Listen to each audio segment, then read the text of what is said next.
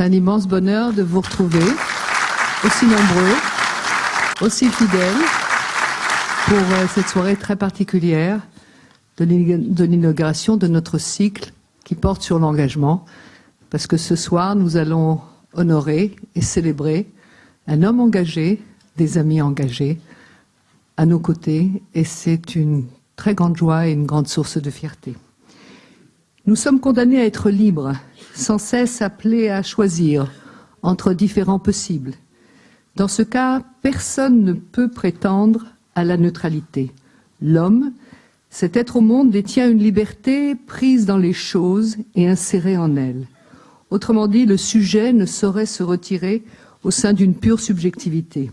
Donc refuser de choisir implique néanmoins un choix, car c'est choisir de ne pas choisir. Ainsi, quoi que nous fassions, nous sommes toujours dans le coup, engagés et par là même responsables. On ne peut pas, pour Sartre, ne pas être engagé. C'est lui, l'homme des salauds, qui parlait de cette manière de l'engagement. Laissez-moi simplement rappeler notre première mission, puisque nous sommes entre nous, en famille, et vous savez que j'aime partager avec vous et surtout vous remercier d'être aussi proches, aussi présents, pour faire en sorte que nous accomplissions au mieux cette mission profonde qui est la nôtre et qui est la première, celle de véritablement pouvoir donner à des jeunes Français, francophones, venus du Maroc, du Canada ou d'ailleurs, de France aussi, des outils nécessaires pour fabriquer une bonne vie, une belle vie, en Israël ou ailleurs, selon leur propre choix. Toujours est-il que ce qui est important pour nous, c'est de faire en sorte que dans ce lieu d'études et d'excellence, avec toute la rigueur et l'exigence qui sont directement liées à ce type d'activité, nous les entourions d'une enveloppe bienveillante et d'une grande affection. Et je crois que c'est un protocole de pédagogie qui a fait ses preuves et qui fait depuis 15 ans que nous avons presque des centaines, bien sûr, mais pas loin de 1000 étudiants qui sont passés par notre collège avec un immense succès. Alors, tout ça, ça ne se fait pas tout seul. Vous me voyez souvent sur la scène, et puis vous dites peut-être, voilà, c'est One Woman Show, c'est loin d'être le cas. Je voudrais qu'on fasse un tonnerre d'applaudissements pour celle qui a véritablement inculqué une culture de cœur auprès de tous nos étudiants, avec ses assistantes. C'est Nicole Fary, Sonia Lévy et Cécile Sabag.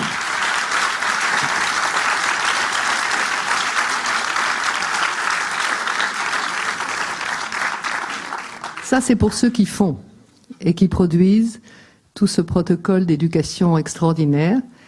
Et au-delà, bien sûr, nous avons créé ce pourquoi vous êtes auprès de nous, c'est-à-dire ces rencontres qui font que nous avons la chance de recevoir des personnalités qui ont des choses à dire, avec lesquelles on peut réfléchir très sincèrement, sans tricher, sur des sujets qui nous sont importants. Et Dieu sait si ces soucis et autres d'engagement sont importants pour Israël pratiquement à tout moment de notre vie et de notre destin de nation. Alors il y a des gens à qui je dois tirer un grand coup de chapeau et c'était un honneur pour moi de le faire. Et je voudrais remercier le premier d'entre eux, c'est Marc Eisenberg avec l'Alliance israélite universelle et l'Institut Lévinas qui sont à nos côtés depuis toujours. Je voudrais remercier Sam Pinto et Samuel Saba avec la Fondation Saba qui sont à nos côtés. Je voudrais remercier la ville de Netanya, la municipalité avec Eli Dalal, le premier adjoint de la maire, et également membre de notre directoire, et puis Avis Lama, qui est un de nos anciens élèves et qui est extrêmement présent à nos côtés et qui fait un travail formidable pour faire en sorte que ce collège continue à se développer et à s'épanouir.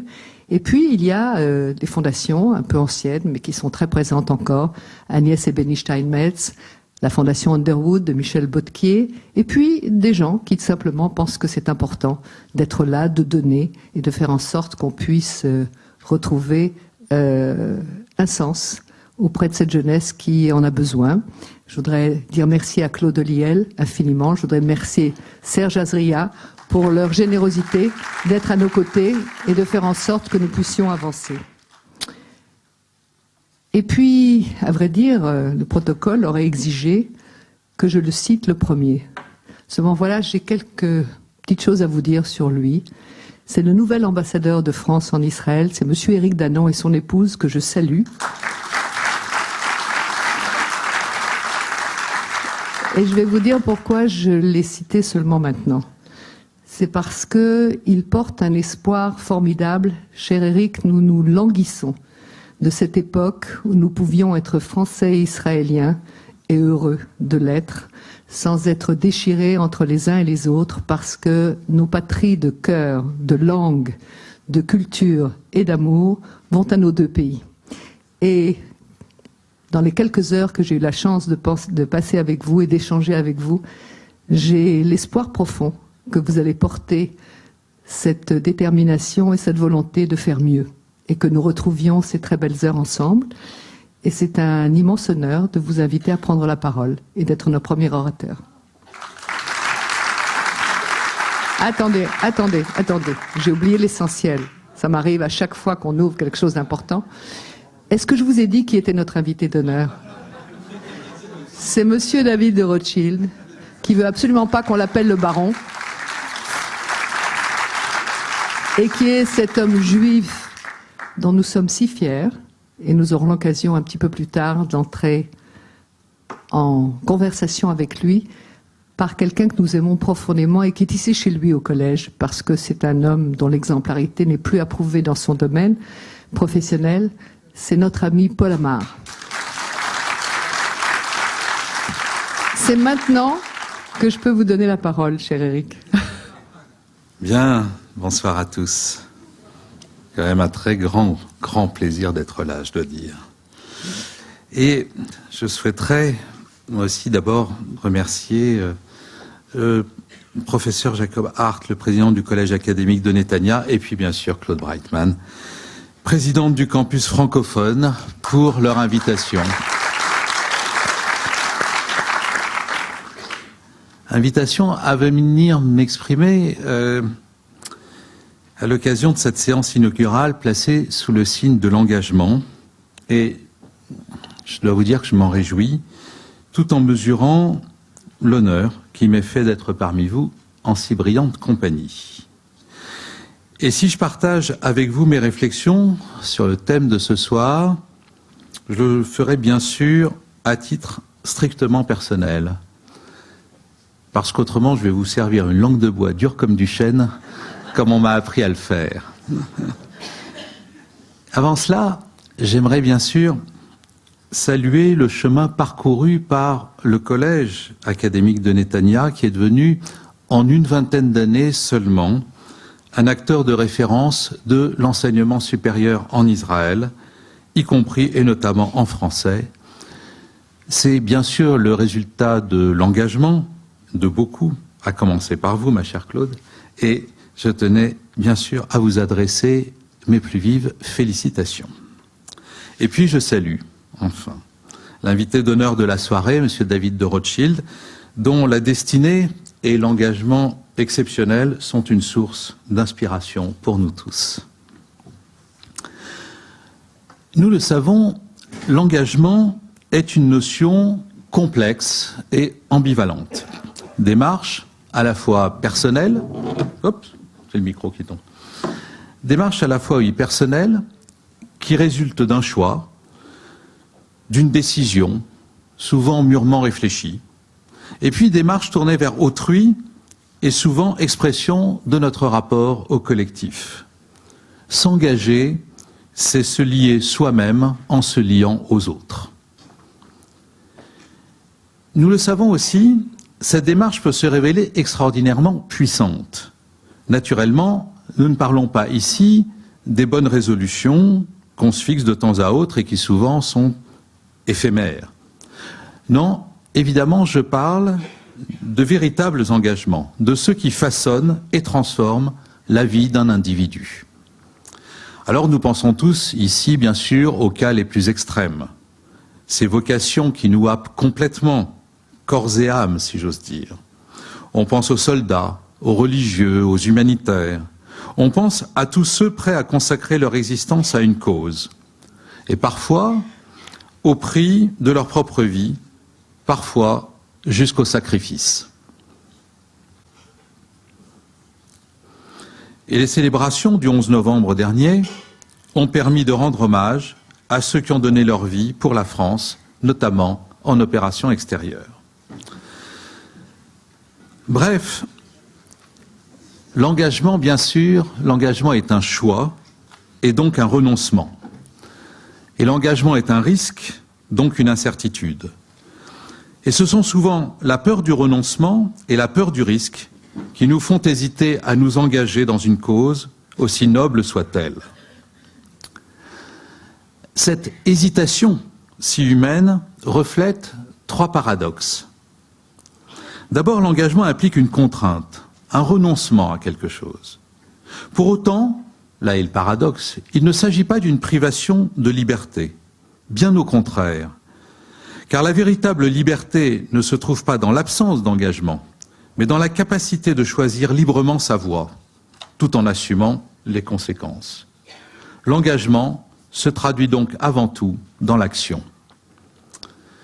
Et puis l'engagement individuel apparaît non seulement indispensable à la cohésion d'une société, mais il s'inscrit même par moments comme constitutif de cette société. Il n'est que de voir comment ce pays s'est bâti en 70 ans pour comprendre comment l'engagement individuel de tous ceux qui l'ont rejoint peut constituer l'essence même d'un projet collectif. Enfin, un mot sur le paradoxe de la modernité dans nos sociétés démocratiques. Disons d'abord que l'engagement relève de valeurs collectives et partagées.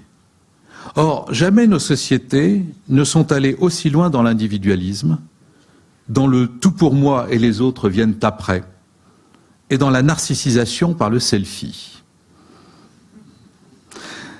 Ensuite, l'engagement n'a de sens que dans la persévérance et la durée. Or, la modernité a pris en otage le temps long au profit du temps court, ce qui conduit à faire de nos sociétés des sociétés du zapping. Enfin, l'engagement n'a de sens que dans l'action concrète et parfois dans le corps à corps avec la patte humaine. Or, la modernité a mené une seconde prise en otage, celle du réel par le virtuel, et celle, je dirais, de la valorisation de la société du spectacle et du divertissement.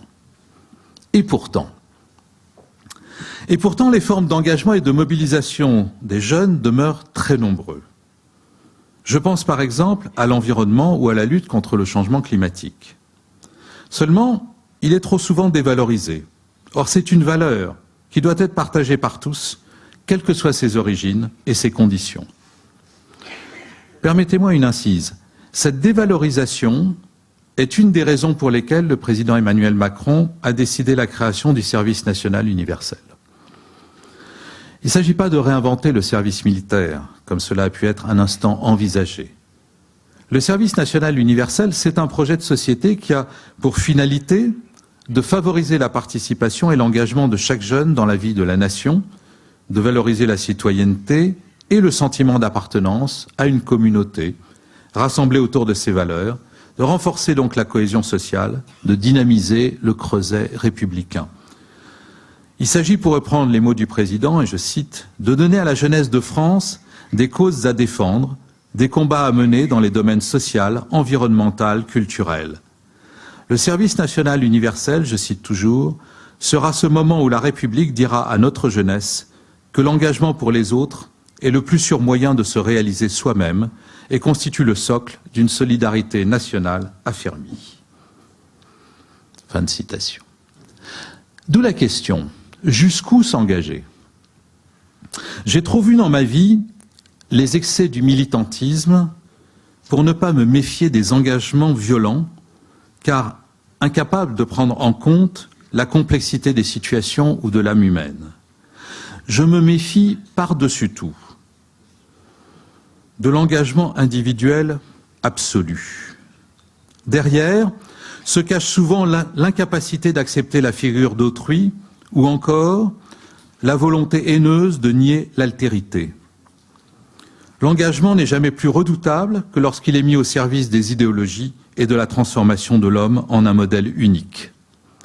Et l'engagement, à mes yeux, ne vaut que si, pour reprendre Max Weber, il reflète un équilibre toujours fragile, une ligne de crête entre éthique de la conviction et éthique de la responsabilité. Ce qui naturellement conduit à s'interroger. Voyant ce que l'histoire contemporaine a pu produire de dégâts et de désastres, y a-t-il des causes politiques qui, plus que d'autres, valent la peine que l'on s'engage pour elles? Elles sont évidemment innombrables, et l'on sait que l'évolution du monde en produit chaque jour de nouvelles. Permettez-moi cependant d'en retenir 3 qui sont essentielles. Alors je commence par la plus moderne, entre guillemets. Je l'ai évoqué d'ailleurs, le changement climatique ou la disparition de la biodiversité. Et je suis convaincu qu'il nous faut nous engager par nécessité, et comme en parle si bien Hubert Védrine, vers une écologisation du monde, comme il y a eu une industrialisation du monde. Nous ne couperons pas à cet engagement-là. Pour autant, 2 autres motifs d'engagement ancrés dans l'histoire gardent toute leur actualité. Pour reprendre une phrase du président de la République, sans doute le seul engagement ultime qui vaille est-il l'engagement pour la paix. Et ce, alors même que nous voyons venir ou revenir dans les bouleversements du monde la force des égoïsmes, l'ignorance crasse des populistes et la prédominance de la force sur le droit. Et puis parce que 15 siècles de christianisme et de philosophie classique n'ont pas su prévenir les horreurs de la Shoah, nous demeurons confrontés à un impératif absolu. Auschwitz ne doit pas se répéter. Pour répondre à cette obligation vitale, il ne peut exister de solution politique sûre de sa logique, mais nous devons demeurer individuellement engagés sur la base d'une éthique, non pas sûre d'elle-même, mais inquiète de sa responsabilité. Lévinas a tout dit là-dessus. Comment faire? Je pourrais parler ici de ce que chacun d'entre nous peut faire, de ce que chacun de nos 2 pays peut faire. Mais je voudrais évoquer ici, pour des raisons évidentes, ce que nous pouvons faire ensemble. Certains diront que ce n'est pas facile. Et cher Claude, vous l'avez rappelé, il y a une complexité des relations entre la France et Israël, dans le domaine de la sécurité comme dans d'autres domaines. Relations tumultueuses, faites de coopération, mais aussi de brouille, d'aventures communes, mais aussi d'incompréhension mutuelle, d'objectifs partagés, mais aussi de désillusions. Cela s'appelle des relations passionnelles, assumons-les comme telles. Je dirais d'abord qu'à vivre ici depuis 3 mois avec mon épouse, je me rends compte que chacun a beaucoup à prendre de l'autre. Alors je ne dirais pas ici ce que la France a apporté à Israël, on me prendrait pour un donneur de leçons. Mais bien plutôt évoquer ce que la Startup Nation peut apporter à la France en termes d'engagement. Il me vient parfois l'idée que sur les frontons des mairies, après liberté, égalité, fraternité, on pourrait songer à ajouter « et bienvenue à ceux qui osent, à ceux qui entreprennent et à ceux qui risquent ». Mais nous devons surtout nous souvenir qu'aujourd'hui, nous faisons face ensemble à des périls graves. Cela oblige à nous retrouver sur l'essentiel, c'est-à-dire ce qui fait le socle commun de nos identités, en particulier le sens de la loi, l'amour de la justice et l'affirmation de la liberté de chacun. C'est dans ces valeurs communes que se trouve le cœur de nos engagements communs. Et c'est sur ces bases, devant le fracas du monde, que nous pouvons affirmer qu'il n'y a pas d'autre voie que de travailler ensemble à l'avenir de notre commune humanité, pour gagner ensemble la guerre contre l'islamisme et détruire les ferments du racisme et de l'antisémitisme. Pour autant, nous sommes soumis aux mêmes menaces, aujourd'hui le djihadisme radical, mais pas aux mêmes périls. Les attentats terroristes ne mettent pas ainsi en question l'existence même de la France. Ils révèlent d'abord des failles profondes de la société française, de nature identitaire et sociétale. Israël est en revanche toujours menacé dans son existence même puisque certains n'acceptent toujours pas celle-ci. Et pour forcer l'image, nous en parlions hier soir, je dirais que l'histoire des peuples a fait qu'aujourd'hui, la France est un pays sûr de son existence, mais angoissé par la pérennité de son identité, alors qu'Israël est un pays sûr de son identité, mais angoissé par la pérennité de son existence.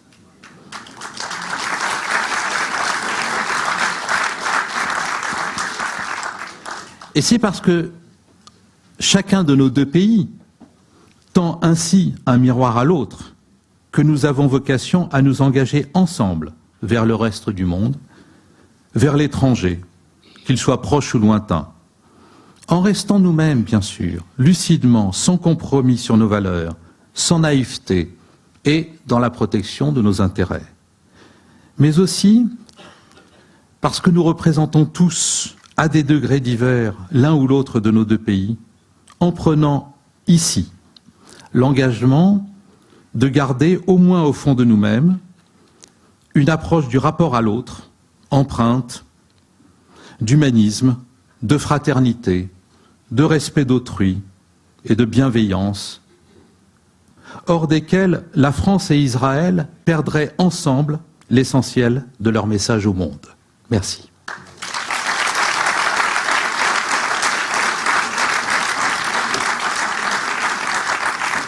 Vous voyez, quand on a affaire à un homme courageux, le premier discours planétaire qu'on retrouve, et c'est pour nous. Je dois vous dire, cher Éric, que vous m'avez ému et que vous avez dit des choses d'une pertinence extraordinaire, et c'est un bonheur de retrouver ce partage de valeurs ensemble. Alors, c'est avec une très grande joie, immense plaisir et beaucoup d'émotion que je vais demander à David de Rothschild et à Paul Amar de venir sur la scène et de commencer leur dialogue. On est là, on écoute. Sentez-vous complètement libre, chers amis, vous êtes en famille ici. Je vous en prie. David, bonsoir, et heureux d'être ici pour la troisième fois en 3 ans à peine avec vous et parmi vous pour cet entretien que Claude m'a demandé de conduire avec l'invité d'honneur de la soirée, David de Rothschild. Je rappellerai volontiers l'un de vos propos quand vous avez commencé à travailler aux côtés de votre père, Guy. J'imagine votre émotion quand vous avez revu sa présence et sa photo. Vous aviez dit, vous étiez jeune à l'époque, et vous aviez dit, je suis dans un bureau exposition nord, je n'ai pas de lumière, je travaille dans l'ombre de mon père. Et pour avoir... Je suis pas sûr d'avoir dit quelque chose d'aussi brillant. Voilà, cette réponse illustre cette humilité qui est la vôtre, et pour m'être renseigné auprès de ceux, bonsoir Sam, qui vous connaissent fort bien, je sais que cette humilité n'est pas feinte. Je sais que cette discrétion n'est pas feinte. Est-ce qu'il n'y a pas trop de lumière ce soir pour vous? Non, parce que il y a beaucoup de sourires dans la salle et qu'au fond c'est plus rigolo de les voir que de ne pas les voir. Donc on peut fonctionner comme ça. Voilà, donc si vous êtes d'accord, si ça ne vous gêne pas, vous. Non, non, je vous ai employé 2 fois le terme de tortionnaire avant même cet entretien, mais évidemment, pour plaisanter, ce sera extrêmement bienveillant. Quel sentiment éprouvez-vous ce soir, vous qui n'aimez pas trop les médias, qui ne vous êtes pas trop montré, au fond, dans les médias, et qui recevez cet honneur ce soir? Que ressentez-vous? Eh bien, d'abord, je suis très touché de l'invitation de Claude. Je suis arrivé ici il y a 48 heures. Elle s'est occupée de moi de façon admirable. Donc, je n'ai eu que de la joie. Ensuite, j'ai été très impressionné par la profondeur, enfin, pas surpris, mais très intéressé par le remarquable discours de l'ambassadeur de France en Israël. Je suis très content au fond, d'être avec vous tous, et notamment d'avoir été convié à parler de l'engagement, parce que j'ai appris beaucoup de choses en écoutant Éric. Mais au fond, l'engagement, quand on m'a dit il faut que tu parles de l'engagement pendant quelques minutes ou 40 minutes, interrogé par Paul Amar, je me suis dit, mon Dieu, qu'est-ce qu'on peut bien dire? Et puis en y réfléchissant, je me suis rendu compte qu'au fond, on peut s'engager à moitié, on peut s'engager totalement, mais au fond, l'engagement, c'est quelque chose qui est profond. Et je vous donne un exemple, par exemple, un mot d'anglais, quand quelqu'un décide de se marier, ce qui est un acte extrêmement important, à la fois d'amour et d'engagement, on dit « I am engaged ».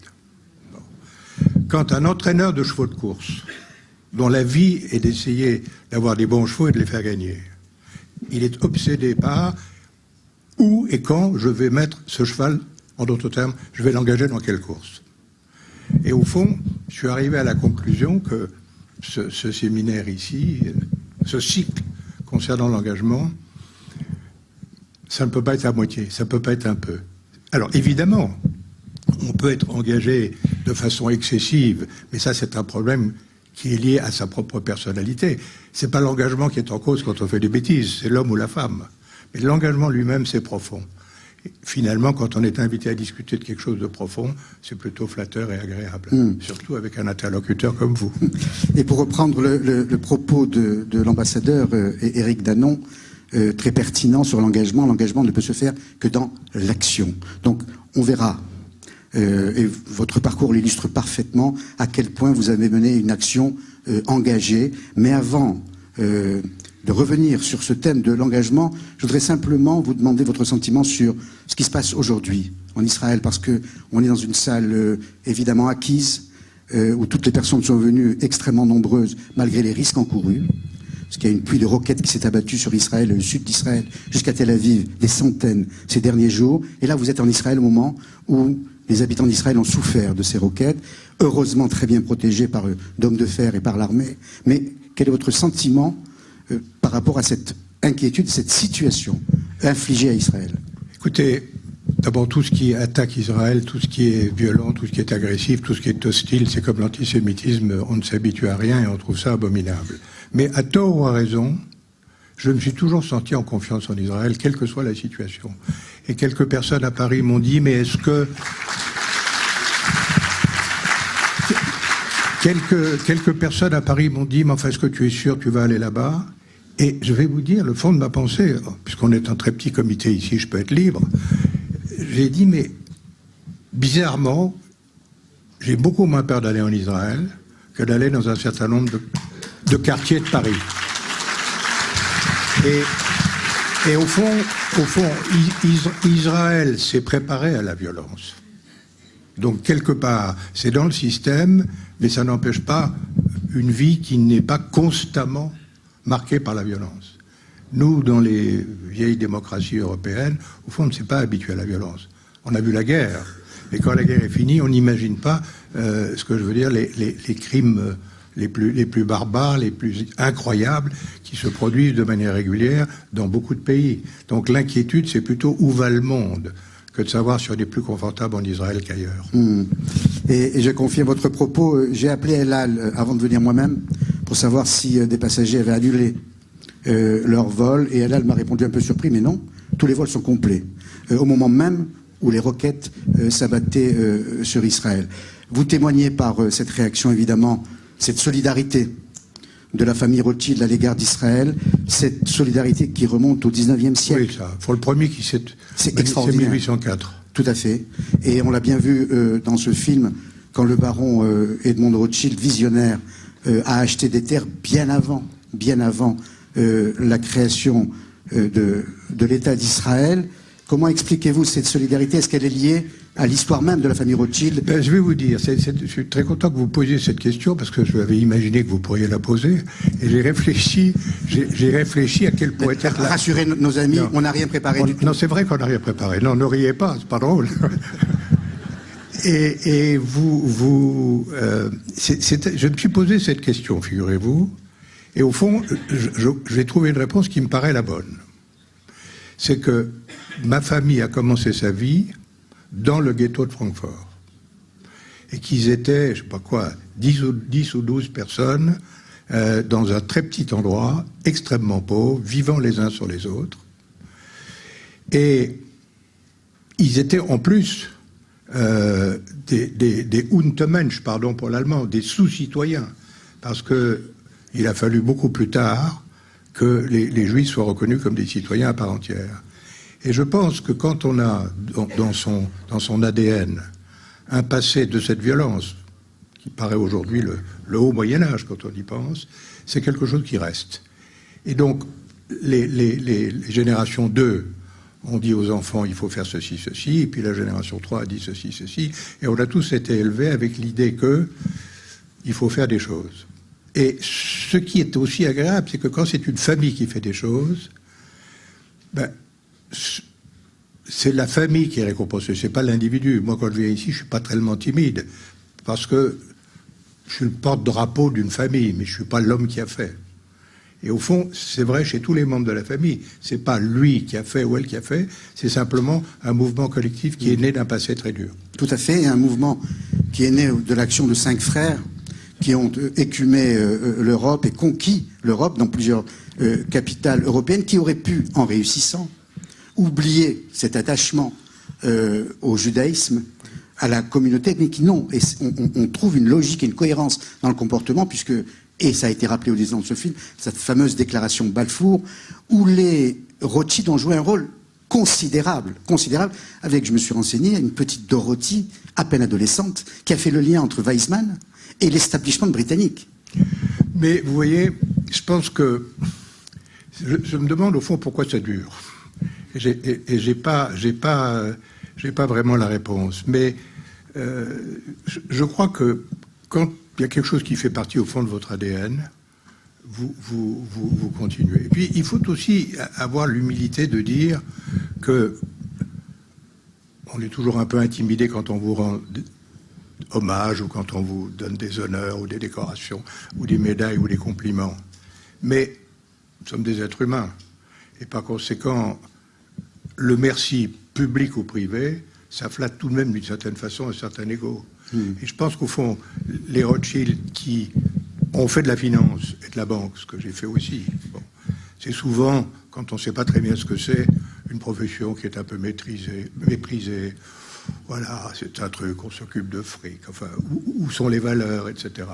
Et je pense que là aussi, la réaction souvent d'hostilité ou de non-popularité d'un engagement dans la finance, je ne dis pas que c'est pour ça qu'on s'est engagé dans les communautés juives ou dans le judaïsme en général, mais il y a probablement quelque chose aussi qui est dans l'équilibre entre deux extrêmes, qui sont le profit issu de la finance et l'engagement, sans jeu de mots, dans quelque chose qui est plus profond, mais qui fait partie d'une histoire. Et qu'on s'appelle Rothschild ou non, il peut y avoir la tentation de l'oubli et un désir, non pas seulement d'intégration, mais d'assimilation.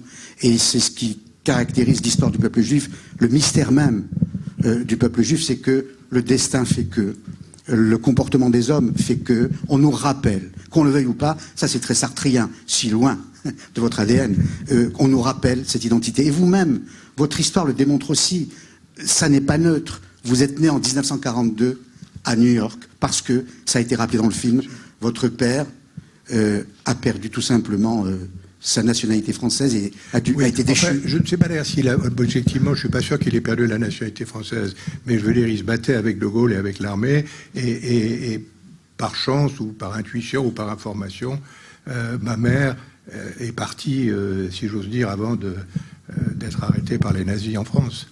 Et elle est allée aux États-Unis, grâce à quoi je suis né aux États-Unis en 1942. Oui. Et d'ailleurs, c'est assez amusant parce que quand je suis né, ma mère est allée au consulat en Amérique, au consulat de France à New York, et j'ai été le premier à naître sous l'étiquette France Libre. C'est vrai? Alors j'ai toujours aimé l'idée d'être Free French, le premier Free French, ça a immensément flatté mon ego. Alors, je sais pas, à quel âge avez-vous vu le film Nuit et brouillard? Je sais qu'il vous a marqué. Oui, alors c'est amusant, je ne sais plus très bien quel âge. J'ai entendu parler de ça à 10 ou 12 ans ou 11 ans, et puis je ne sais pas quoi, je crois que la famille a dû dire, oh, il est fragile, le pauvre petit, on va lui faire bobo. Donc j'ai vu ça un petit peu plus tard. Enfin, j'étais largement mineur, si vous voulez. Et donc là, vous avez qu'à l'époque, la majorité, que vous savez, c'était pas 18, c'était 21. 21 ans. Et vous avez été choqué, là? Ben, oui, c'est difficile de ne pas être saisi, hein.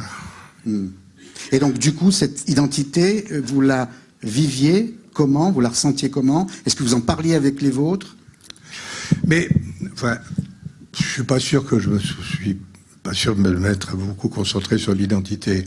Mais c'est assez amusant parce que quand vous avez un nom un peu connu et que vous allez à l'école et que vous êtes, disons, en troisième ou en seconde, vous avez toujours des réactions qui sont quelquefois très agressives. Eh bien, je n'ai jamais eu dans une école française, lycée ou autre, une agression de sale juif. Mais j'ai eu beaucoup d'ironie sur l'argent. Et je vais même vous dire un truc incroyable. Il y avait un professeur de mathématiques. Je vous rassure, il ne venait pas de votre pays. Mais c'était un Africain intelligent, très bon prof de maths. Et il m'avait pris en grippe. C'est vrai que j'étais assez mauvais. Enfin, il m'avait pris en grippe d'une façon qui était très exagérée. Et il me disait, maintenant, monsieur le baron, au tableau. Eh bien, quand vous avez 15 ans, que tous les enfants se retournent, vous regardent, et vous voyez un prof un peu cynique qui vous traite de monsieur le baron, vous rentrez chez vous le soir, et vous avez l'angoisse affreuse à l'idée de retourner demain à l'école. Ah. Et ce genre de, si vous voulez, de inacceptable de la part d'un adulte, enfin, il y a des choses... on voit encore, même aujourd'hui, des choses qui sont absurdes, mais qui sont tournées vers une espèce de mythe, si vous voulez, comme si nous étions des monstres. Tout à fait. Et le facteur juif n'est pas toujours, au fond, mis en avant. Alors, qui m'a surpris. À titre individuel, il n'a pas été mis en avant, comme vous l'indiquez, mais malheureusement, les deux versants et les deux dimensions ont été très souvent, du 19e siècle à aujourd'hui, ont été souvent associés.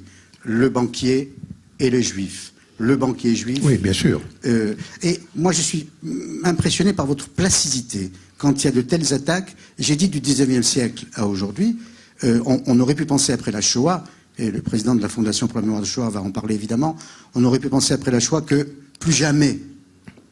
Or, ça s'est reproduit, et ça se reproduit aujourd'hui. Écoutez, pour ceux qui ont une culture médicale ou philosophique, ma femme me dit « tu es ataraxique ». Alors, ceux qui connaissent ce mot, c'est un peu exagéré. Non, que vous dire là-dessus? Oui, enfin, c'est vrai que... faut... Non, mais je vais vous dire quelque chose à ce sujet, à propos. C'est pas tout à fait la question que vous m'avez posée, mais je vais répondre à une autre. si vous permettez...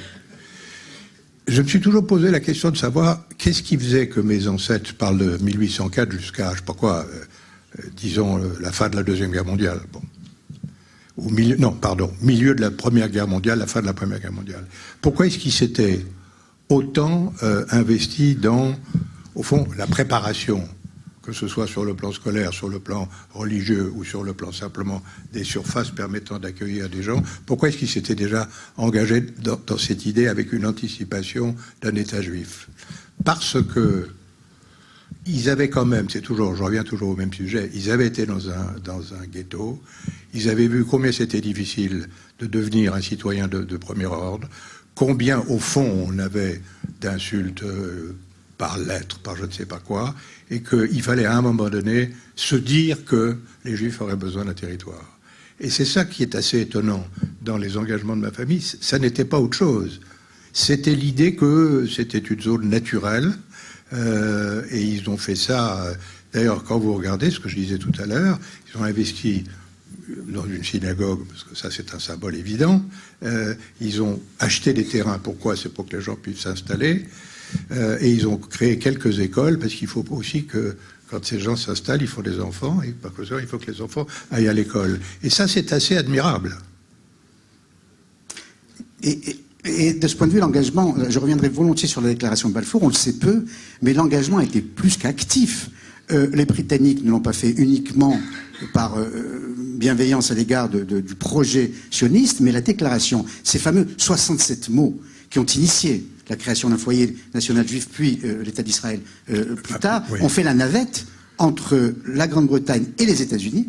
Et les Rothschild avaient promis aux Britanniques, on est en 1917, que les États-Unis allaient s'engager aux côtés des Alliés et aux côtés de la Grande-Bretagne. Donc, dans une certaine mesure, les Rothschild ont contribué à la victoire des Alliés grâce à l'intervention des États-Unis. Ils ont fait ce qu'ils ont pu, quoi. Ils ont fait ce qu'ils ont pu. L'engagement, c'est le thème. L'engagement dans l'action, vous l'avez démontré de quelle façon? par exemple, quand vous présidez la Fondation pour la mémoire de la Shoah, et quand vous militez avec d'autres pour, par exemple, l'enseignement de la Shoah à l'école. On sait les réticences qu'il y a eu parfois dans le corps professoral, parfois chez les élèves, qui ne voulaient même pas entendre parler de la Shoah et qui ricanaient quand le mot même ou quand l'idée était évoquée. Alors, quel bilan faites-vous de cette action, notamment auprès des enfants, et je ne parle pas des Juifs évidemment, de la communauté non juive de France? Alors, je vais vous dire deux choses. La première, c'est que je me suis engagé dans la Fondation pour la mémoire de la Shoah parce que j'ai eu l'immense privilège d'être invité par une très grande dame, qui est Simone Veil, à venir la rejoindre. Et que si c'eût été autre chose, j'y serais allé aussi. Enfin, il se trouve que c'était une fondation importante. Et pour ceux dans la salle qui ne savent, tout le monde sait ce que c'est que la Shoah, mais pas ce que c'est forcément que la Fondation pour la mémoire de la Shoah, c'est une institution qui a été créée par la République française pour mettre fin à l'immense culpabilité qui était claire chez les Français d'avoir eu une période dans laquelle la France a collaboré avec les nazis et a laissé faire, parce qu'il n'en avait pas le pouvoir et il n'en avait pas non plus à ce moment-là l'envie, d'empêcher les nazis d'envoyer en déportation les Juifs. Et donc, la fondation a été créée comme ça, et elle a démarré avec de l'argent qui a été versé par la République française et qui a été versé par une contribution volontaire des banques et des compagnies d'assurance, parce que ces deux structures financières avaient des avoirs qui avaient été abandonnés par des gens qui sont morts. Il n'y avait pas d'ayant droit, il n'y avait pas d'enfants, il n'y avait personne qui pouvait aller le réclamer, et donc il y a eu une contribution volontaire par le monde financier pour créer bon.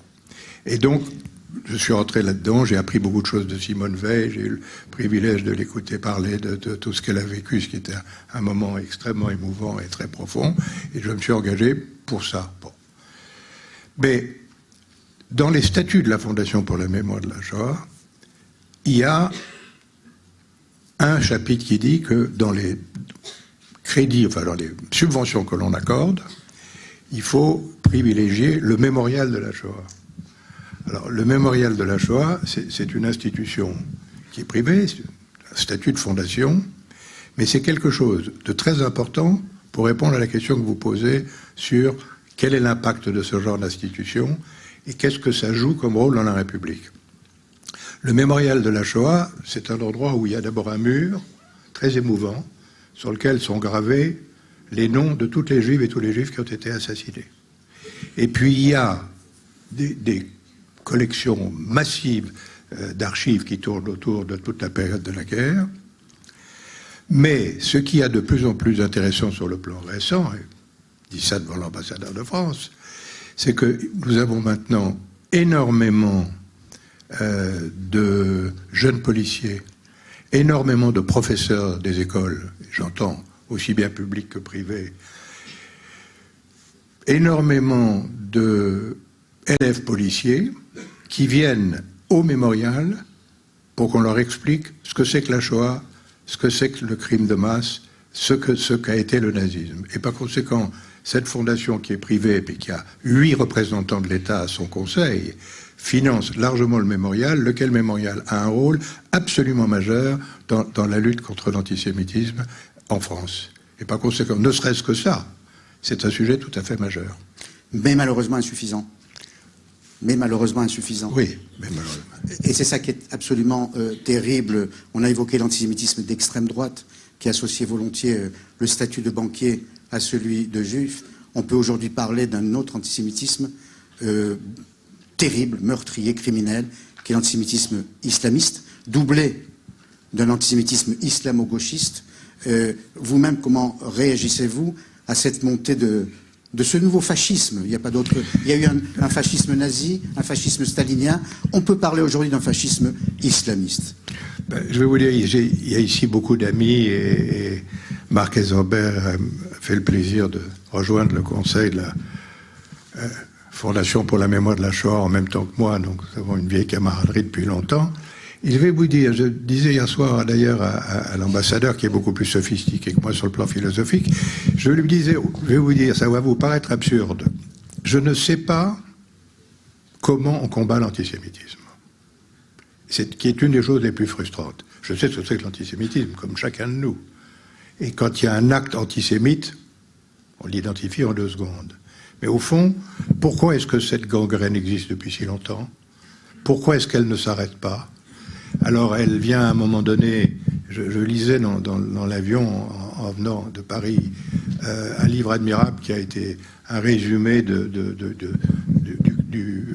capitaine, enfin oui à l'époque il était du capitaine Dreyfus, et ensuite un certain nombre de lettres très émouvantes qu'il a écrit à son épouse pendant toute la période de détention.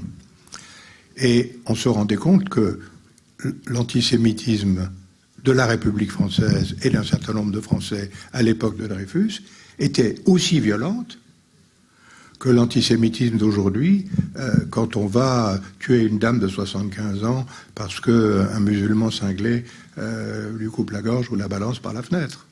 Ce que la République a infligé à un homme innocent, qu'il ait vécu à ces 5 ou 6 années ou 7 années, c'est un miracle.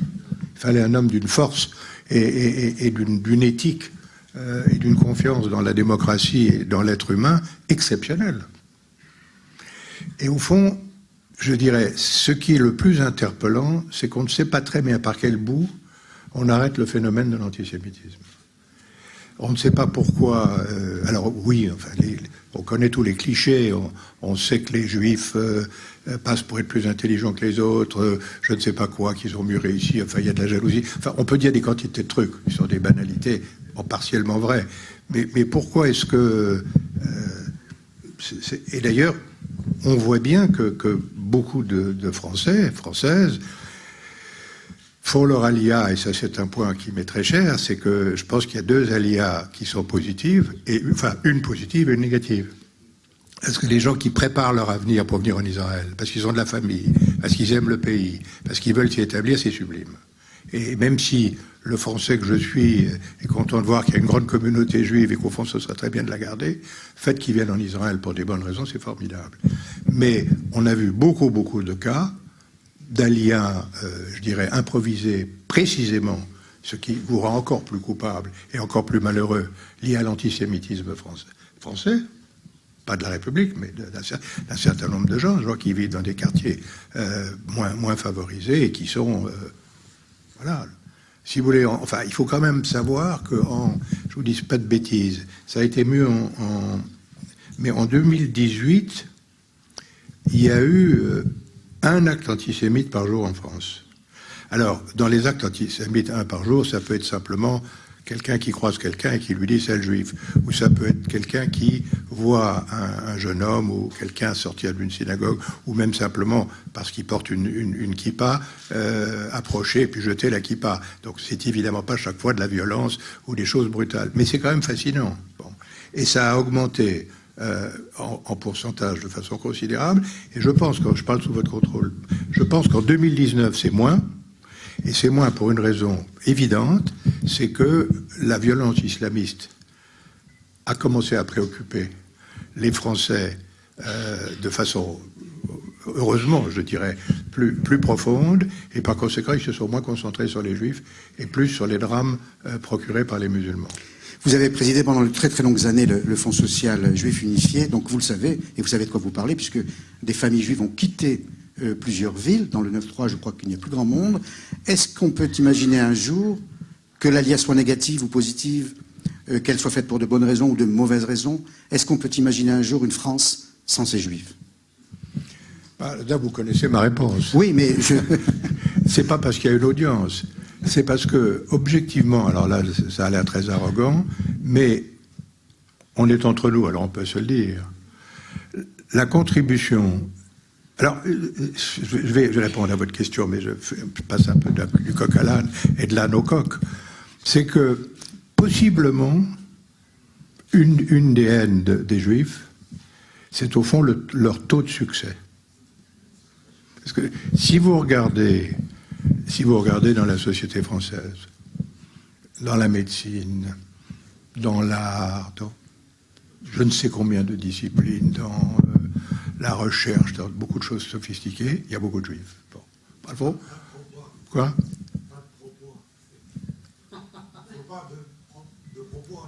Non. Non. Je n'ai pas dit ça, j'ai dit il y a beaucoup de juifs. Bon.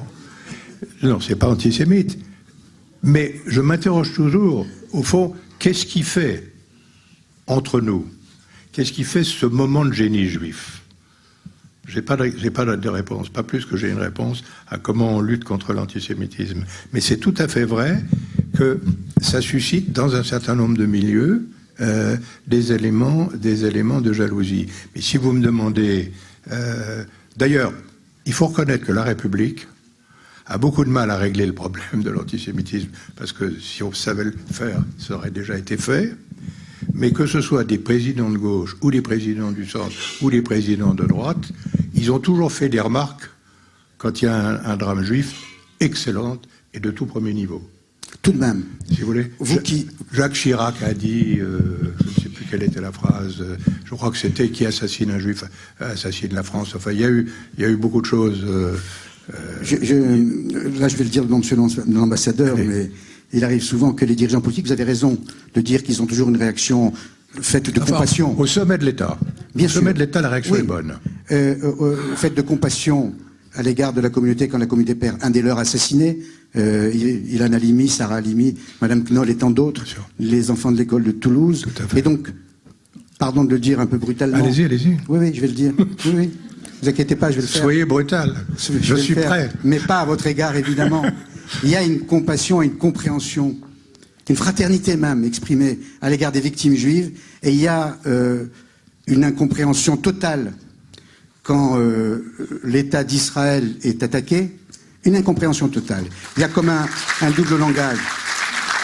Et il y a une sorte, je termine mon propos, une sorte même d'aveuglement.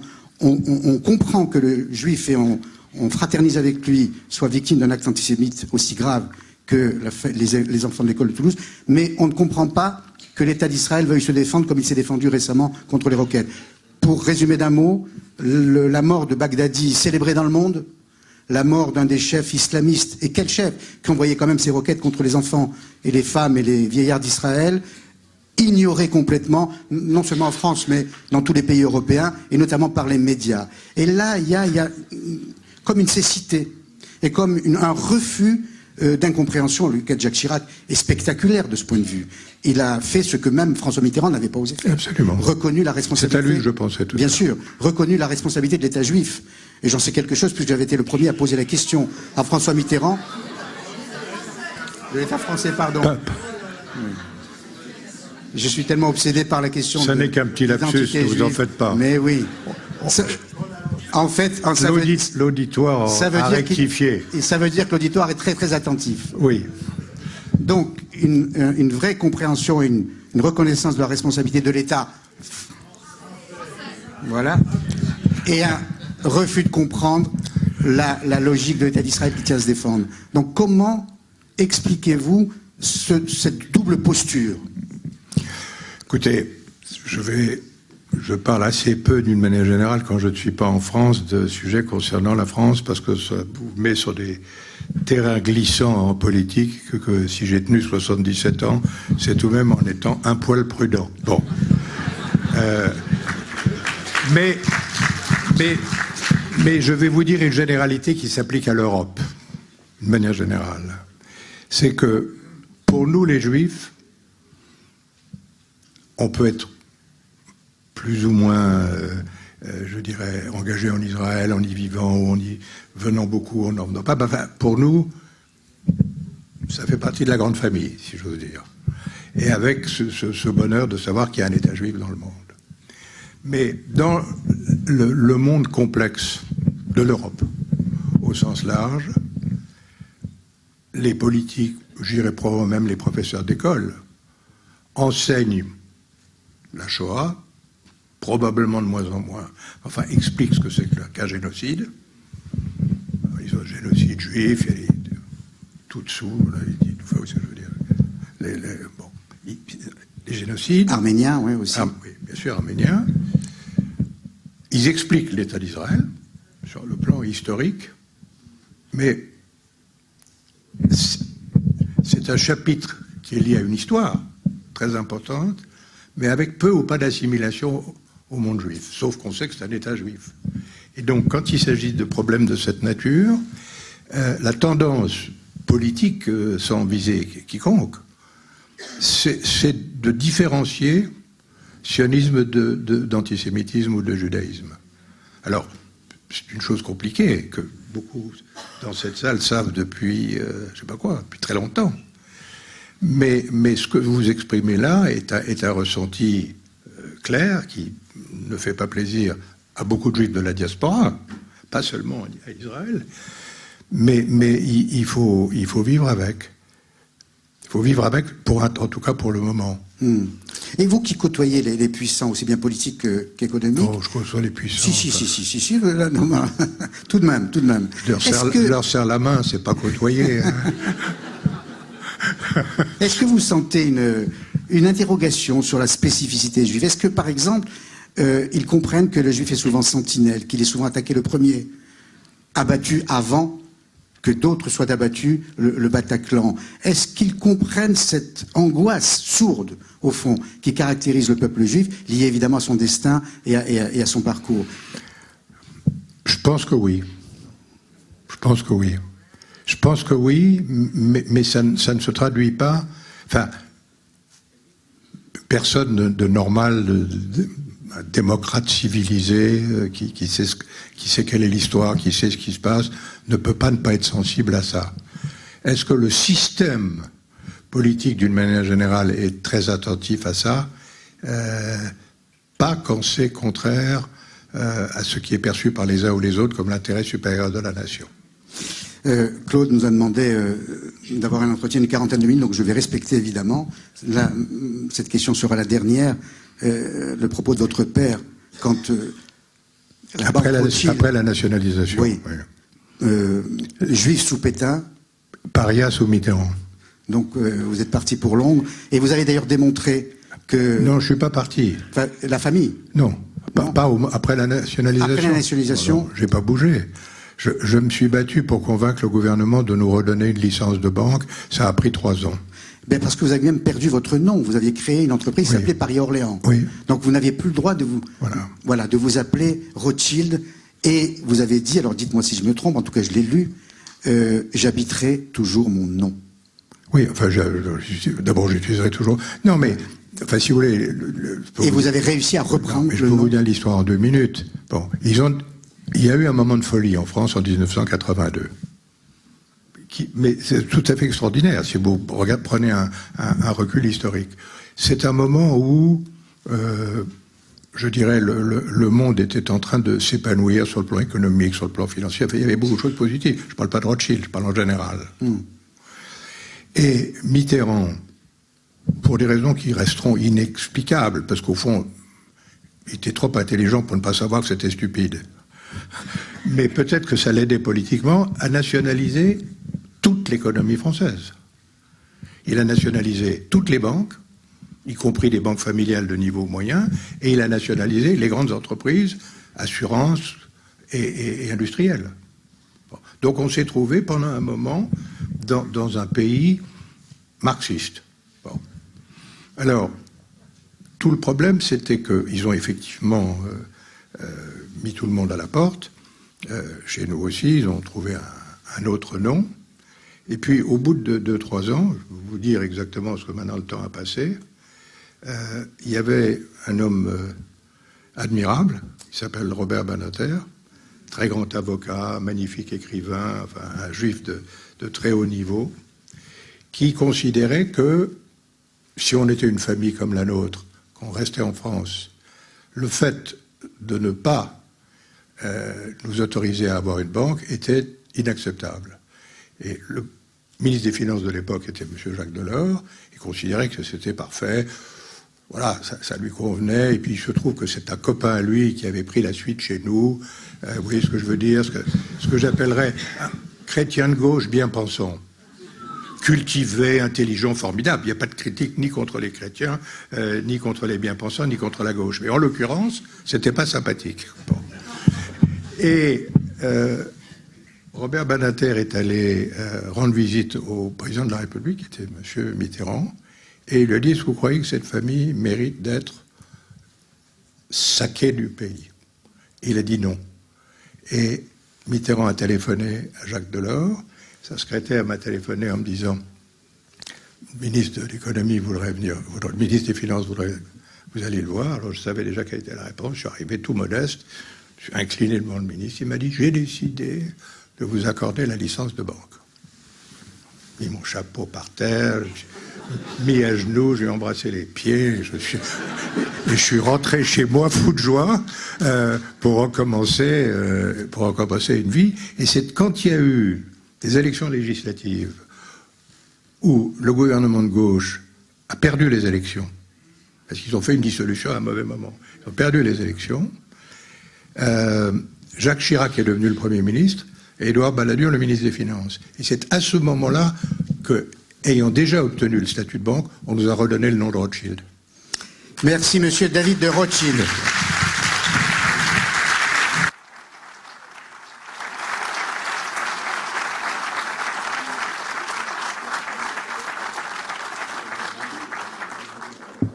Alors voilà, on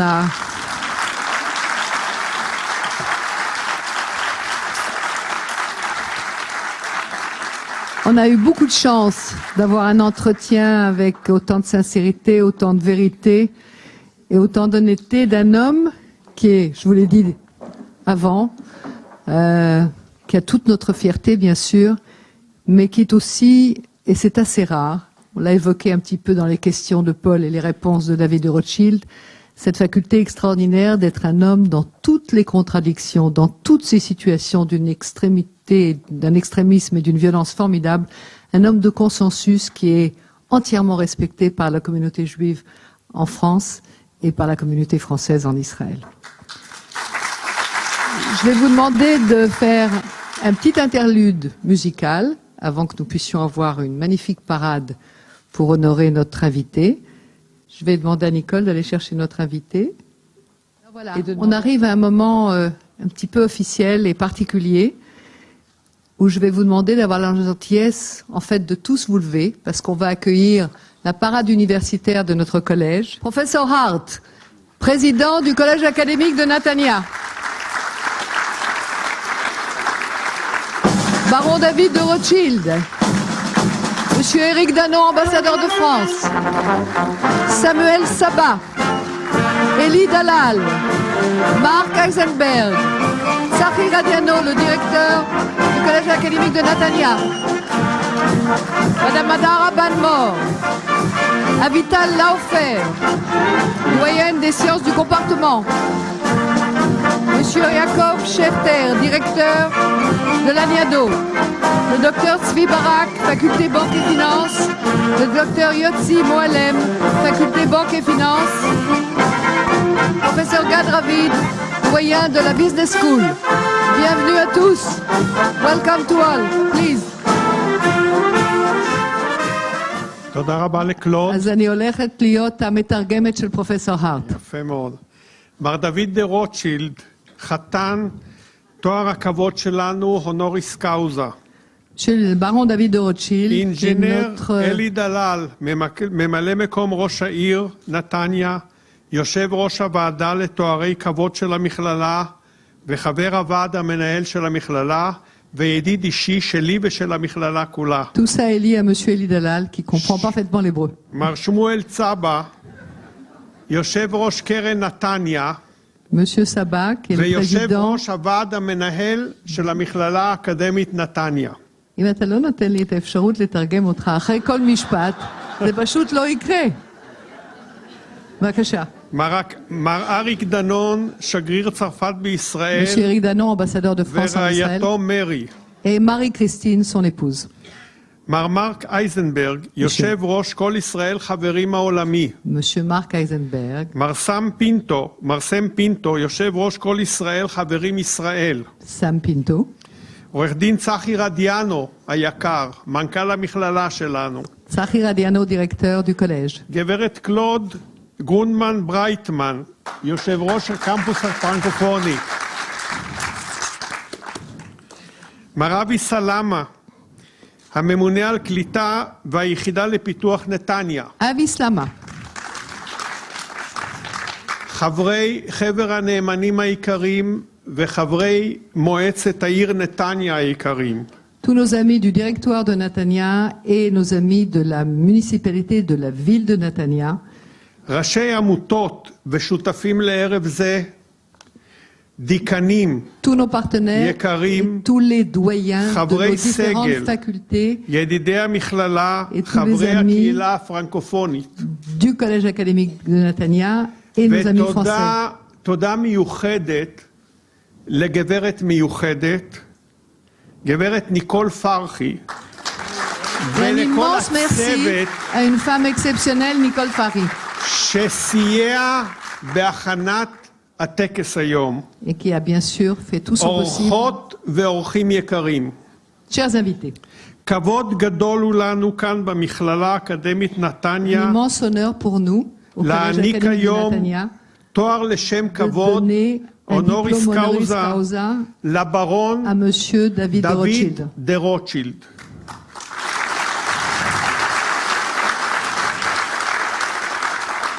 בנקאי, נצר למשפחת רוטשילד המפוארת, Héritier de cette grande famille de ממשיך את Rothschild, המסורת של משפחת רוטשילד, homme de la continuité de cette grande famille, מהמנהיגים הבולטים de ces של grands הכלכלה décideurs האירופאית, et leaders, שכיהן כיושב ראש הוועד המנהל של הקונגרס היהודי העולמי. qui est vice-président du Congrès mondial juif. הברון דוד דה רוטשילד החליף את סימון וייל כנשיא הקרן לחקר Il a השואה. également remplacé Madame Veil à la présidence de la Fondation de la Shoah. הברון דוד דה רוטשילד הוא איש חזון, Le baron est un פילנטרופ, homme d'horizon, התורם philanthrope, לחיזוק ביטחונן ורווחתם של qui קהילות a יהודיות largement contribué בצרפת à la ובעולם. sécurité et au bien-être de nombreuses communautés françaises en France et dans le monde. הוא מצטיין במאבק בלתי מתפשר נגד האנטישמיות, נגד גזענות, ופועל למען ניצולי שואה, למען עם ישראל ולמען מדינת ישראל. Extrêmement actif, comme vous avez pu l'entendre, dans les questions d'antisémitisme, de antiterrorisme et pour le bien-être du pays, Israël. אתה מצטרף היום כאן Aujourd'hui, vous rejoignez, cher ami, במכללה האקדמית au נתניה collège académique de Netanya, לשורה של מנהיגים גדולים dans une grande מהארץ ומהעולם, d'immenses décideurs, מדינאים, d'Israël סופרים, אנשי אקדמיה, monde. אישים בולטים בתחום הכלכלה, החברה והאמנות.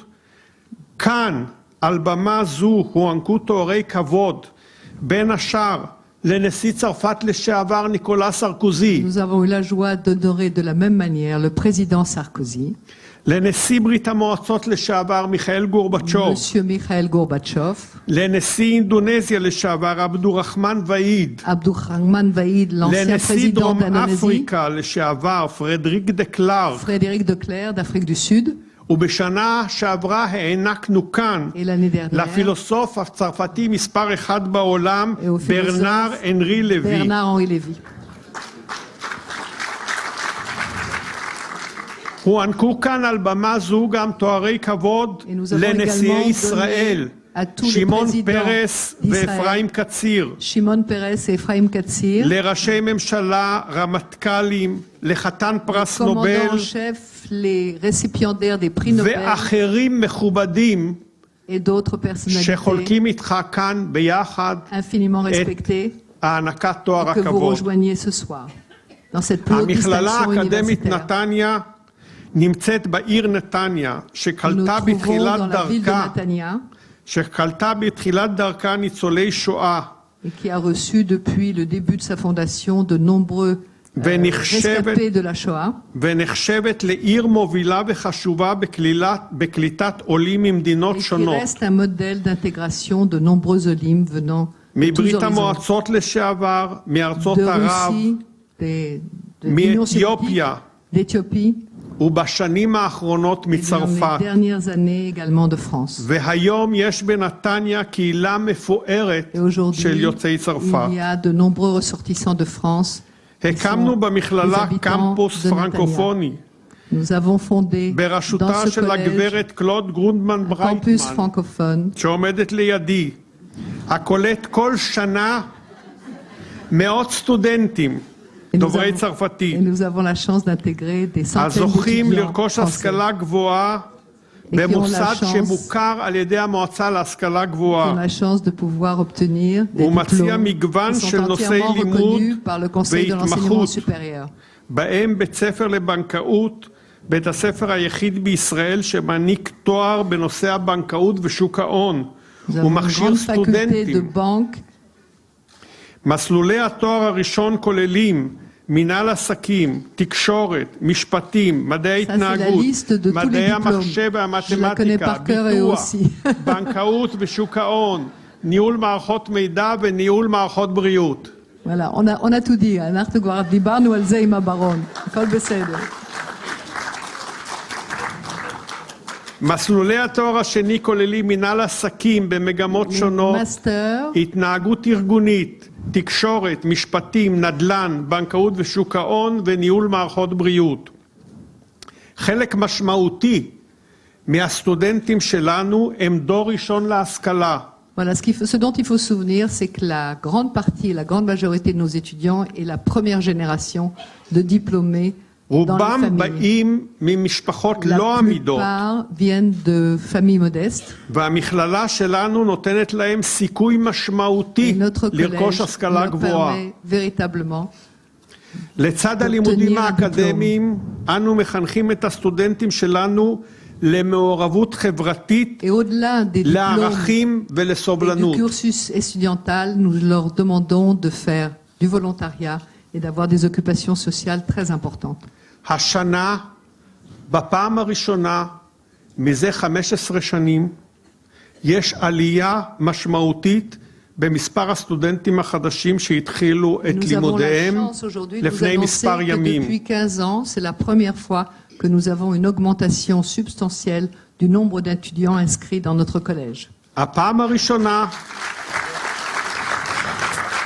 מזה הרבה שנים, Et c'est la première fois שיש également, עלייה של 20% plus de 20%. בהרשמה של סטודנטים חדשים לעומת אשתקד. כבוד גדול הוא לנו כאן במכללה האקדמית Immense נתניה להעניק תואר לשם כבוד הונוריס קאוזה לך, הברון דוד דה רוטשילד. Voilà. Merci infiniment. Je vais demander à כל הסטאפ שלנו, כל הסגל שלנו, בבקשה להיות על הבמה, על מנת שאנחנו נתחיל בטקס. בבקשה. דוד, אתה יכול לעמוד על יד הברון, בבקשה? תודה. Éloge. Vous êtes, monsieur le descendant, d'une des plus prestigieuses familles juives de ces derniers siècles. Né à New York en 1942, vous devez ce tout premier exil à la fuite de vos parents devant le régime de Vichy, de la France occupée, qui livrait à cette époque, corps et biens, les juifs étrangers et citoyens de la machine hitlérienne.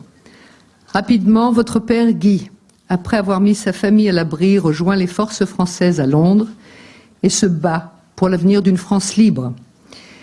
C'est dire que vous avez grandi dans ces valeurs d'engagement et de courage qui sont la force de votre famille, tant dans leur vie d'hommes d'affaires et de banquiers que dans leur contribution à la justice sociale, au développement de l'éducation et de la santé.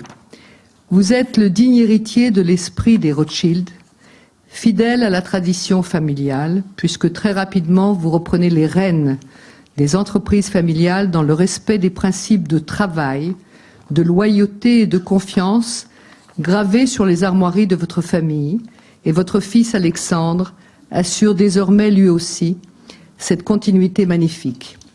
Les jours n'ont pas toujours été tranquilles et sereins pour la famille, plus précisément lorsqu'en 1981, la banque Rothschild fut nationalisée. Mais là encore, avec détermination et courage, vous affrontez la crise et réussissez avec infiniment de sagesse et de vision à faire renaître une activité qui retrouve, par l'exemplarité de son service et de ses résultats, une place prestigieuse dans le monde bancaire en France et au-delà. C'est l'homme que vous êtes, courageux, loyal, engagé, que l'on retrouve malgré vos nombreuses activités au sein de la communauté juive de France, dont vous êtes une figure de proue, mais aussi avec le même dévouement et la même force dans votre soutien à l'État d'Israël. Ceux qui vous approchent témoignent que vous assumez toutes ces responsabilités avec l'élégance du cœur et une grande modestie dans la discrétion et l'écoute, et aussi dans le plus grand respect des fondements de la République. Vous avez succédé à Madame Simone Veil à la présidence de la Fondation pour la mémoire de la Shoah, encourageant la recherche historique et le travail des éducateurs combattant sur tous les fronts l'antisémitisme, insidieux et brutal qui menace le peuple juif et Israël, tout en défendant la dignité des survivants. Vous êtes également depuis 2013 le vice-président du Congrès juif mondial qui représente dans plus de 100 pays à travers le monde les intérêts des communautés juives, fidèles à cet enseignement de Kol Israël à Revim Zélezé. Tous les juifs sont garants, responsables les uns des autres. Vos ancêtres ont apporté une contribution exceptionnelle et incomparable au sionisme naissant, au développement du Yishuv juif en Palestine et à la création de l'État d'Israël. La déclaration Balfour n'a-t-elle pas été adressée à votre grand-oncle, Lord Lionel Rothschild? Aujourd'hui, c'est à leur rencontre que nous allons lorsque nos pas nous mènent à Benyamina, à Zichron Yaakov, à Maskeret Batia, à Ramat Anaviv, à Givat Ha'ada, et lorsque nous longeons la plus belle avenue de Tel Aviv. Nous, Juifs d'Israël, nous ressentons un lien historique, indéfectible, avec votre admirable famille, et nous puisons dans ce lien force et espoir. Vous, Baron David de Rothschild, vous assumez pleinement ce rôle de fils juif au destin qui transcende toutes les époques, dans une fidélité et une dignité sans faille. Votre amitié pour notre institution et votre présence aujourd'hui en ce lieu d'étude et d'excellence est une marque d'appréciation qui nous honore. C'est pour toutes ces raisons et d'autres encore que nous ne pouvons toutes évoquer que le Conseil académique et le Conseil d'administration du Collège académique de Netanya ont décidé de vous décerner un titre honoris causa.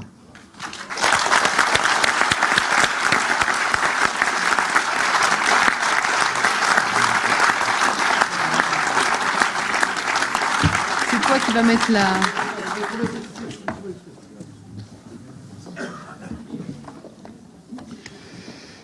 בתוקף הסמכות שהוענקה לי על ידי חבר הנאמנים והמועצה האקדמית נתניה, הנני מעניק לך את התואר לשם כבוד הונוריס קאוזה. אני קורא למאתרים להתיר את הברון דוד דה רוטשילד ואעניק לך את התעודה.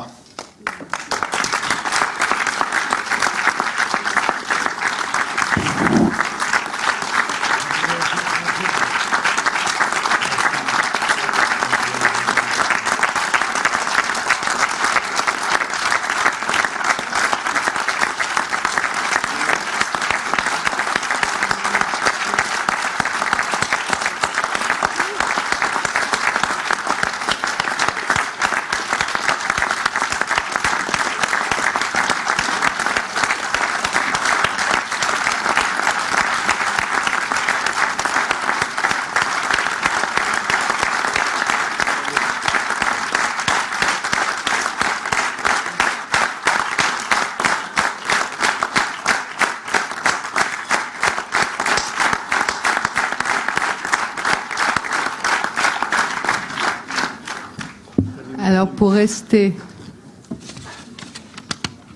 זה כבר... זה כתוב שם, אני לא יכולה לקרוא. Pour rester dans le consensus absolu, je vais vous demander de rester debout et d'écouter la Marseillaise et ensuite la Tikva.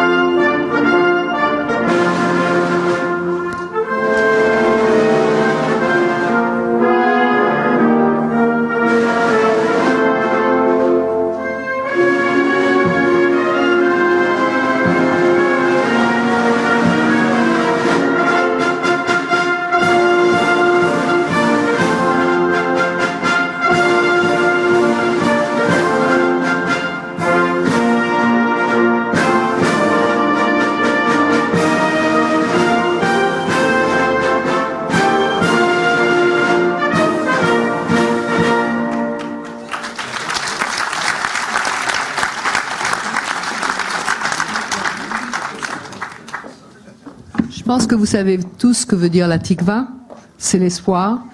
Je pense que c'est tout ce que vous avez entendu ce soir de notre ambassadeur, de notre récipiendaire de ce magnifique diplôme et de tous les gens qui ont parlé ce soir, de Paul. À tous, merci mille fois. Vous nous avez véritablement redonné un courage et une énergie exceptionnelle. Et on va terminer avec la très belle voix de Cécile, la tikva, a cappella.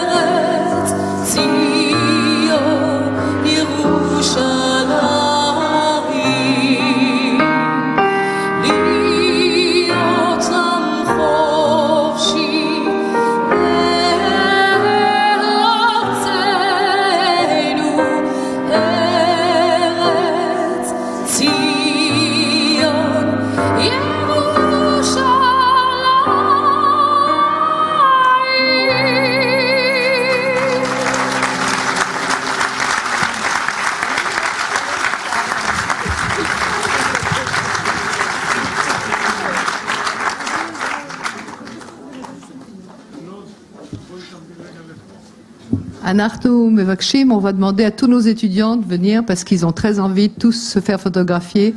Venez sur la scène avec notre récipiendaire. Vous êtes les très bienvenus. Je vous souhaite à tous un magnifique début d'année universitaire. Je voudrais vous donner rendez-vous dès, je ne me souviens plus la date. Nicole, tu peux m'aider? Nicole, quel est le prochain rendez-vous? Quelle est la date? Tout est marqué dans les documents. Voilà, avec professeur Denis Charbit. Professeur Denis Charbit, c'est plus docteur Denis Charbit. Professeur, bravo.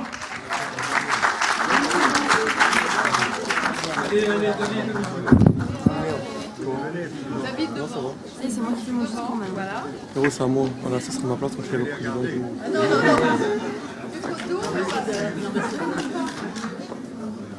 Notre ambassadeur, il est où? Venez devant un peu, Eric, avec nos étudiants. Voilà. Allez. On me voit pas. Tu sais que t'es plus grand que nous, on voit pas. On ne voit pas. Ah non, mais avec la marque, on voit pas.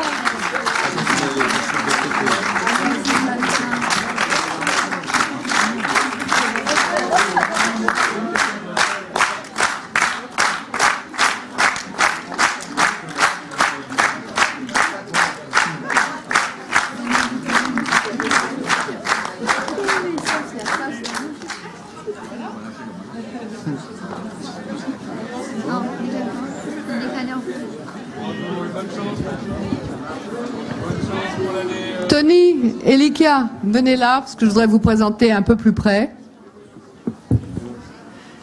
Voilà, je voudrais qu'on fasse un tonnerre d'applaudissements à nos amis du Congo, qui vont être nos prochains hôtes au Congo-Kinshasa. Tony Koubou, le frère du président, et Leka Saboué, qui est notre interlocuteur pour le Congo.